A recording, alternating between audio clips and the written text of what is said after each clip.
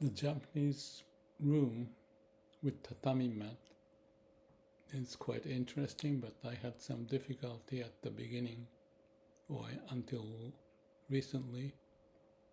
Maybe still have difficulty because it's totally empty, except some closet on the side, and we can sit on the floor. But I was so used to sitting on a chair, and there's no cabinet, so to speak, or a handy table, totally nothing. So I spread out things, yet I start to bring in some box and stuff to put things on top of it so it's easy to access. But as I'm to leave tomorrow, I thought that empty room, it's becoming more empty now, is perhaps representing empty mind. Actually,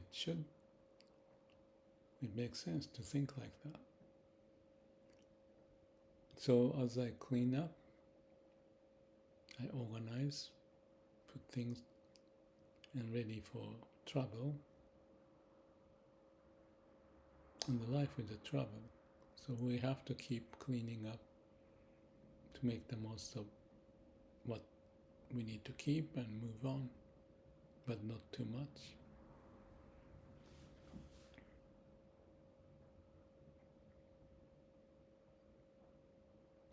I like to challenge myself to new adventure, exploration.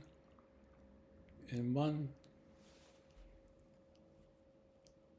reason why I feel like it may be something to do with facing the reality of life, which is face some difficulties, find a way to live, hopefully to live fully. And more empty the room is, not much thing to carry, you feel liberated, open, ready for the next challenge. And if I don't do that, but go to the other direction,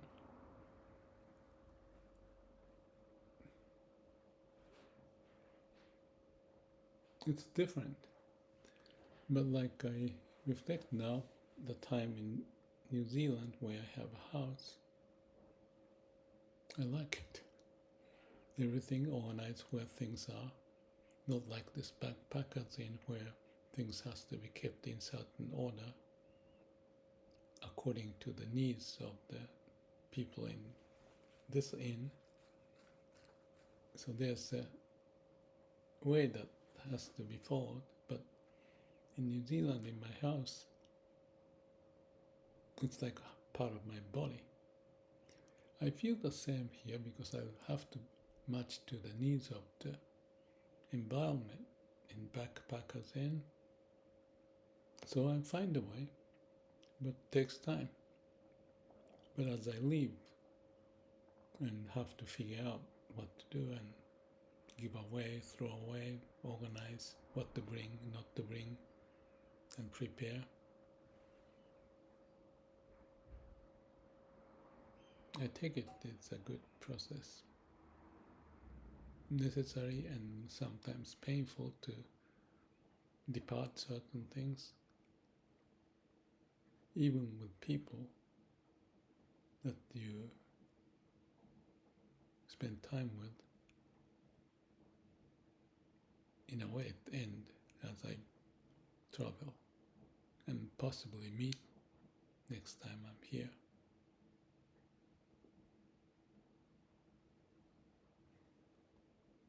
If that happens. So everything is impermanent,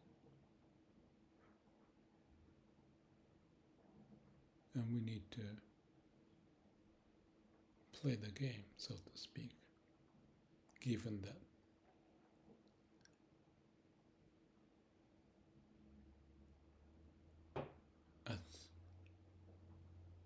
reality.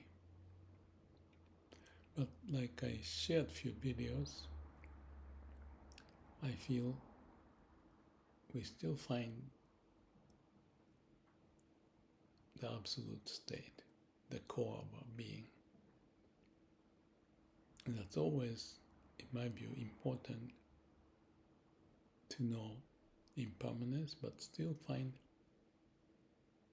certainty, the absolute state. No mind, no self,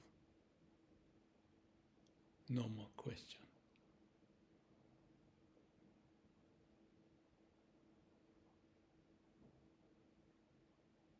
Just a reminder. And let me have that confirmation as a perhaps first principle of life,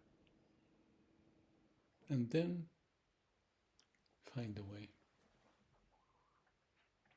to deal with the situation.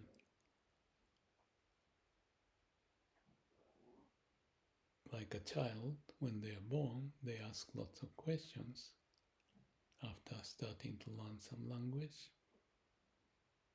from the zero base.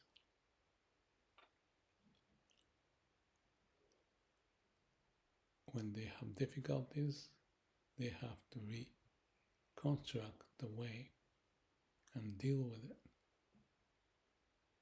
Some with success, some with more difficulties, but eventually they develop certain habitual way to address the problem.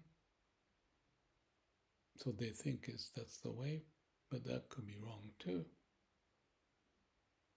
So, as adult, at old age, whatever, there may be a need to revisit, to confirm the root of who we are, the core of who we are.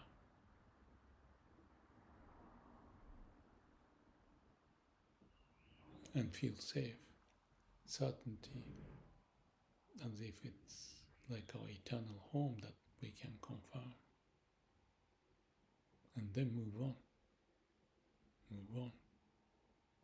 like a rebirth of a child or adult or elderly, to find the source of energy and move forward.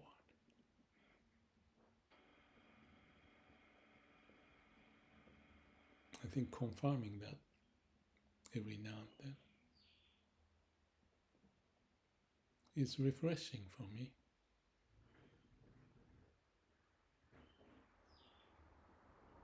I had one problem that I couldn't solve, but I went back to this original state, and I think I find a way to address this seemingly small item, but it's interesting to revisit this core of a being. It's always fresh, it's always new, but there's a way. Let's have fun and enjoy life.